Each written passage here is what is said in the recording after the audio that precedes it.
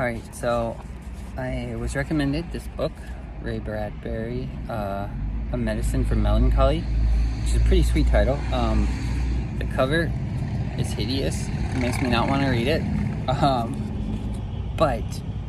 So I was recommended this story, so I thought I'd read through it. It's supposed to be a short story. Don't know how long it's going to be, but I just thought I'd try to record as I read.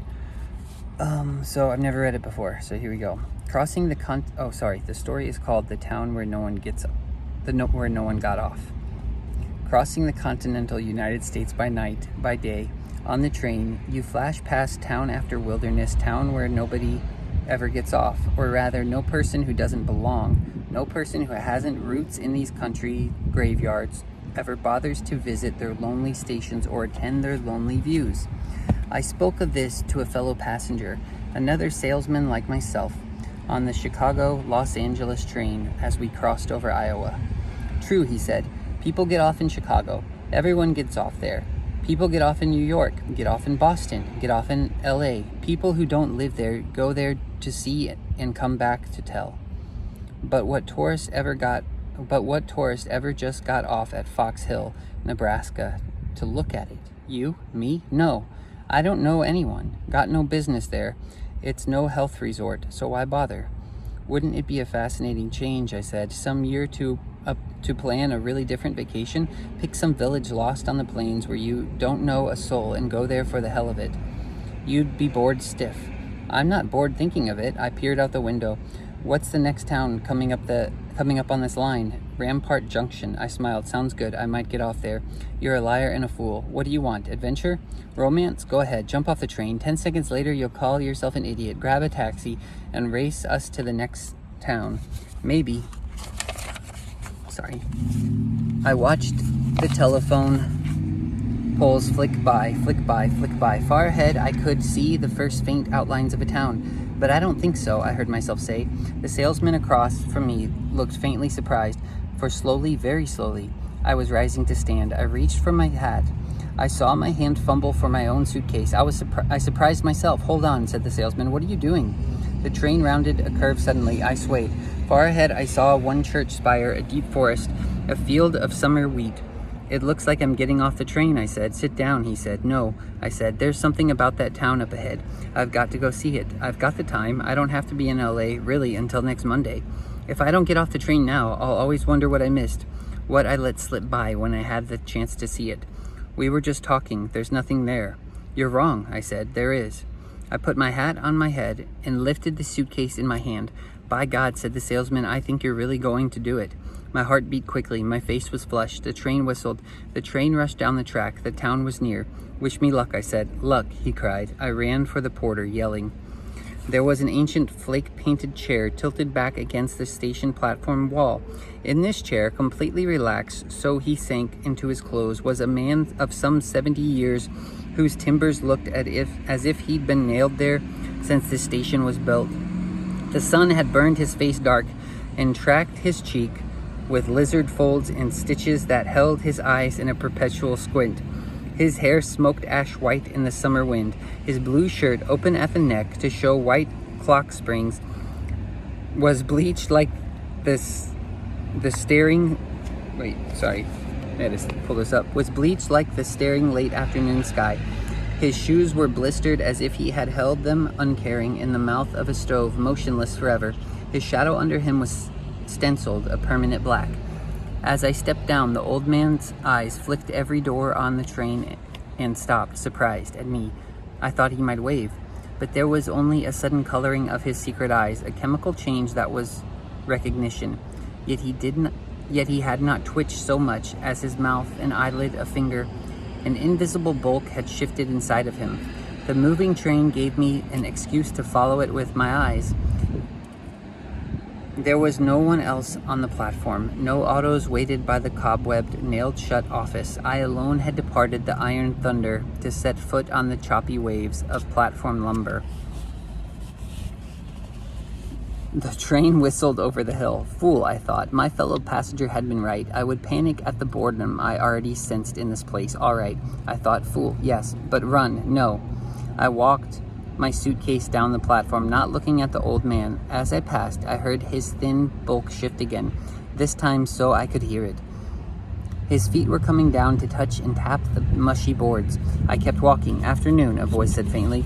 I knew he did not look at me, but only at that great cloudless spread of shimmering sky. Afternoon, I said. I started up the dirt road toward the town. 100 yards away, I glanced back. The old man, still seated there, stared at the sun. As if posing a question, I hurried on. I moved through the dreaming late afternoon town, utterly anonymous and alone. A trout going upstream, not touching the banks of the clear running river of life that had drifted all about me. My suspicions were confirmed. It was a town where nothing happened, where occurred only the following events. At 4 o'clock sharp, the Honegger hardware door slammed as a dog came out to dust himself in the road. 4:30, a straw sucked emptily at the bottom of a soda glass, making a sound like a great cataract in a drugstore silence. 5 o'clock, boys and pebbles plunged in the town river. 5:15, ants paraded in the slanting light under some elm trees. And yet, I turned in a slow circle. Somewhere in this town there must be something worth seeing. I knew it was there. I knew I had to keep walking and looking. I knew I would find it. I walked. I looked. All through the afternoon there was only one constant and unchanging factor. The old man in the bleached blue pants and shirt was never far away. When I sat in the drugstore, he was out in front, spitting tobacco that rolled itself into tumblebugs in the dust. When I stood by the river, he was crouched downstream, making a great thing of washing his hands. Along about 7:30 in the evening, I was walking for the 7th or 8th time through the quiet streets when I heard footsteps beside me. I looked over. The old man was pacing me, looking straight ahead, a piece of dried glass in his stained teeth. It's been a long time, he said quietly. We walked along in the twilight. A long time, he said, waiting at that station platform. You? I said. Me, he nodded in the tree shadows. Were you waiting for someone at the station? Yes, he said. You? Me? The surprise must have shown in my voice. But why? You never saw me before in your life. Did I say I did? I just said I was waiting. We were on the edge of town now. He had turned and I had turned with him along the darkening riverbank toward the Texel, where the night trains ran over, going east, going west, but stopping rare a few times. You want to know anything about me? I asked suddenly. You the sheriff? No, not the sheriff, and no, I don't want to know nothing about you. He put his hands in his pockets. The sun was set now. The air was suddenly cool. I'm just surprised you're here at last, is all. Surprised? Surprised, he said, and pleased. I stopped abruptly and looked straight at him. How long have you been sitting on that station platform? 20 years, give or take a few. I knew he was telling the truth. His voice was as easy and quiet as the river. Waiting for me, I said. Or someone like you, he said. We walked on in the growing dark. How you like our town? Question mark. Sorry. How you like our town? Nice, quiet, I said. Nice, quiet, he nodded, like the people. People look nice and quiet. They are, he said. Nice, quiet. I was ready to turn back, but the old man kept talking, and in order to listen and be polite, I had to walk with him in the vaster darkness. The tides of field and meadow beyond town. Yes, said the old man. The day I retired 20 years ago, I sat down on that station platform, and there I've been sitting down, nothing, waiting for something to happen. I didn't know what. I didn't know. I couldn't say. But when it finally happened, I'd know it. I'd look at it and say, yes, sir, that's what I was waiting for. Train wreck? No. Old woman friend? Come back to a town after 15 years? No. It's hard to say. Someone, something, and it seems to have something to do with you. I wish I could say. Why don't you try? I said. The stars were coming out. We walked on. Well, he said slowly, you know how much about your own insides? You know much about your own insides? You mean my stomach, or you mean physiologically? That's the word. I mean your head, your brain. You know much about that? The grass whispered under my feet a little. You hate many people in your time? Some. We all do. It's normal enough to hate, and not only hate, but While we don't talk about it, don't we sometimes want to hit people who hurt us, even kill them? Hardly a week passes we don't get that feeling, I said, and put it away. We put away all our lives, he said. The town says thus and so. Mom and Dad says this and that. The law says such and such. So you put away one killing and another and two more after that. By the time you're my age, you got lots of that kind of stuff between your ears, and unless you went to war, nothing ever happened to get rid of it. Some men trap shoot or hunt ducks, I said. Some men box or wrestle, and some don't. I'm talking about them that don't, me. All my life I've been salting down those bodies, putting them away on ice in my head. Sometimes you get mad at a town and the people in it for making you put things aside like that. You like the old cavemen who just gave a hell of a yell and whang someone on the head with a club, which all leads up to everybody likes to do one killing in his life to sort of work off that big load of stuff, all those killings in his mind he never did have the guts to do. And once in a while a man has a chance. Someone runs in front of his car and he forgets the brakes and keeps going. Nobody can prove nothing with that sort of thing. The man don't even tell himself he did it. He just didn't get his foot on the brake in time. But you know and I know what really happened, don't we? Yes, I said. The town was far away now. We moved over a small stream on a wooden bridge just near the railway embankment now, said the old man, looking at the water. The only kind of killing worth doing is the one where nobody can guess who did it, or why they did it, or who they did it to, right? Well, I got this idea maybe 20 years ago. I don't think about it every day or every week. Sometimes months go by, but the idea is this. Only one train stops here each day, sometimes not even that. Now, if you wanted to kill someone, you'd have to wait, wouldn't you, for years and years, until a complete and actual stranger came to your town, a stranger who got off the train for no reason, a man nobody knows and who don't know nobody in the town. Then and only then, I thought, sitting there on the station chair, you could just go up, and when nobody's around, kill him and throw him in the river. He'd be found miles downstream. Maybe he'd never be found. Nobody would ever think to come to Rampart Junction to find him. He wasn't going there. He was on his way someplace else. There, that's my whole idea.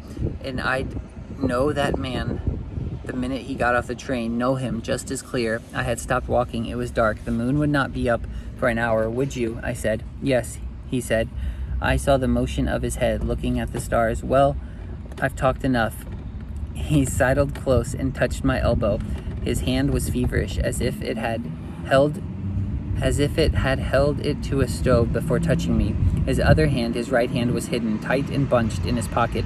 I've talked enough. Something screamed. I jerked my head. Above, a fast-flying night express razored along the unseen tracks, flourished light on the hill, forest, farm, town dwellings, field, ditch, meadow, plowed earth and water, then raving high, cut off away, shrieking gone. The rails trembled for a little while after that. Then silence. The old man and I stood looking at each other in the dark. His left hand was holding my elbow. His other hand was still hidden. May I say something? I said at last. The old man nodded. About myself, I said. I had to stop. I could hardly breathe. I forced myself to go on. It's funny. I've often thought the same way as you. Sure, just today. Going cross-country, I thought. How perfect, how really perfect it could be. Business has been bad for me lately. Wife sick. Good friend died last week. War in the world. Full of boils, myself. It would do me a world of good. What? The old man said, his hand on my arm. To get off this train in a small town, I said, where nobody knows me, with this gun under my arm, and find someone and kill them and bury them and go back down to the station and get on and go home, and nobody the wiser and nobody ever to know who did it, ever. Perfect, I thought, a perfect crime. And I got off the train. We stood there in the dark for another minute, staring at each other. Perhaps we were listening to each other's hearts beating very fast indeed. The whole world turned under me. I clenched my fist. I wanted to fall. I wanted to scream like the train, for suddenly I saw that all the things I had just said were not lies put forth to save my life. All the things I had just said to this man were true. And now I knew why I had stepped from the train and walked up through this town. I knew what I had been looking for. I heard the old man breathing hard and fast, his hand was tight on my arm as if he might fall. His teeth were clenched. He leaned toward me as I leaned toward him. There was a terrible silent moment of immense strain as before an explosion. He forced himself to speak at last. It was the voice of a man crushed by a monstrous burden. How do I know you got a gun under your arm? You don't know. My voice was blurred. You can't be sure. He waited. I thought he was going to faint. That's how it is, he said. That's how it is, I said. He shut his eyes tight. He shut his mouth tight. Another 5 seconds. Very slowly, heavily, he managed to take his hand away from my own immensely heavy arm. He looked down at his right hand then and took it, empty, out of his pocket. Slowly, with great weight, we turned away from each other and started walking blind, completely blind, in the dark. The midnight passenger to be picked up flare sputtered on the tracks. Only when the train was pulling out of the station did I lean from the open Pullman door and look back. The old man was seated there, with his chair tilted against the station wall, with his faded blue pants and shirt and his sun-baked face and his sun-bleached eyes. He did not glance at me as the train slid past. He was gazing east along the empty rails where tomorrow or the next day or the day after that, a train, some train, any train, might fly by here, might slow, might stop. His face was fixed, his eyes were blindly frozen toward the east. He looked 100 years old. The train wailed. Suddenly old myself, I leaned out, squinting. Now the darkness that had brought us together stood between. The old man, the station, the town, the forest, were lost in the night. For an hour I stood in the roaring blast, staring back at all that darkness. That's that.